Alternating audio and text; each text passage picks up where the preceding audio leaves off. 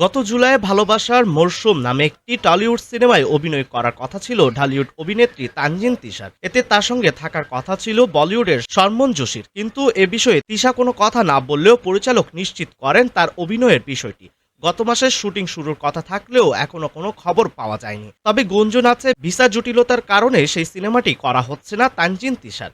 তবে এই নিয়ে কোনো আনুষ্ঠানিক বক্তব্য পাওয়া না গেলেও শোনা যায় সেই জায়গা দখল করেছেন অন্য এক নায়িকা। গুঞ্জনে মুখর হয়ে ওঠে সামাজিক মাধ্যম। নানা জল্পনা কল্পনার ভিড়ে অবশেষে নীরবতা ভাঙলেন তিশা, জানালেন নিজের অবস্থান ও সিদ্ধান্তের পেছনের সত্যটা। সম্প্রতি তানজিন তিশার টলিউডের ভালোবাসার মরশুম সিনেমা থেকে বাদ পড়ার যে খবরটি ছড়িয়েছে সেটি মূলত মিথ্যা ও ভিত্তিহীন বলে দাবি করেছেন তিনি।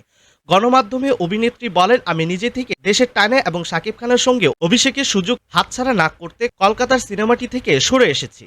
তানজিন তিশা বলেন, দুটি সিনেমার শুটিং শিডিউল একই সময়ে ছিল। এছাড়া চেয়েছি বাংলাদেশের সিনেমার মাধ্যমে তার অভিষেক হোক, চেয়েছি শাকিব খানের মতো তারকার সঙ্গে সিনেমায় পা রাখতে। অভিনেত্রী বলেন, কিছু খবরের শিরোনামে বেশ অবাক হয়েছে। তারা আমার সঙ্গে আলাপ না করে এভাবে লিখেছে। আমি সবসময় চেয়েছি সংবাদকর্মীরা আমার ভাই সহকর্মী, তারা আমাকে নিয়ে কিছু লিখলে আমার সঙ্গে আলোচনা করে লিখুক। উল্লেখ্য, প্রথমবারের মতো শাকিব খানের নায়িকা হয়ে বড় পর্দায় অভিষেক হচ্ছে তানজিন তিশার। সবকিছু ঠিক থাকলে আগামীকাল 11 অক্টোবর শাকিব খানের সঙ্গে শুটিংয়ে অংশ নেবেন তিশা।